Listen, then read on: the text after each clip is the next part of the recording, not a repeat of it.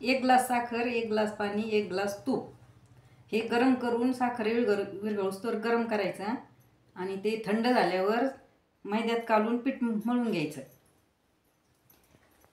जसं पीठ बसेल त्याच्यात तसं कालीत राहायचं.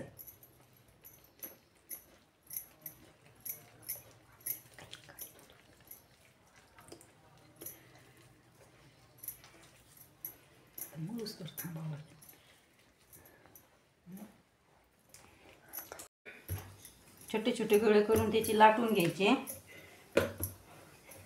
तोपर्यंत तेल गरम करायला ठेवायचं.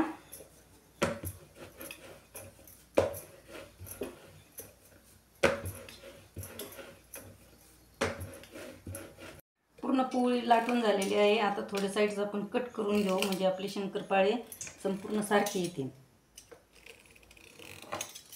हे असं थोडं थोडं कट केलं ना ते शंकरपाळे एकदम चौकोनी पडतात.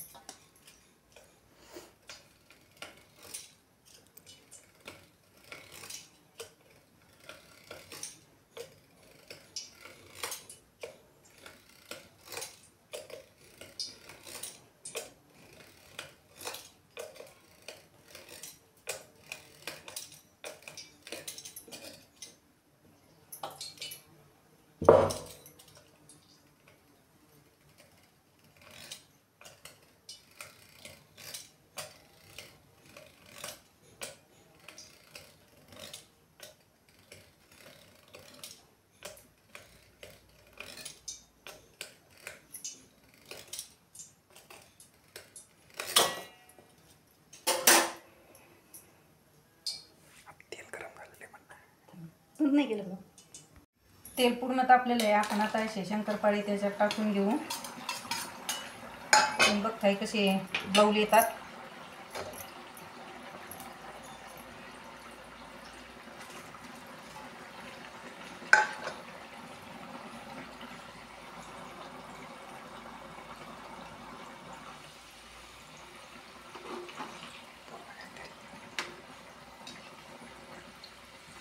पाच मिनिटासाठी आपण यांना तळून घेणार आहोत.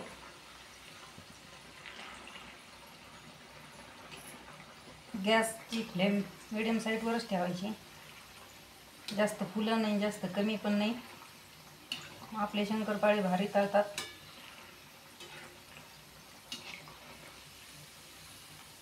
हे पहा, तुम्हाला पण दाखवते. त्याला कलर पण यायला लागलेला आहे छान.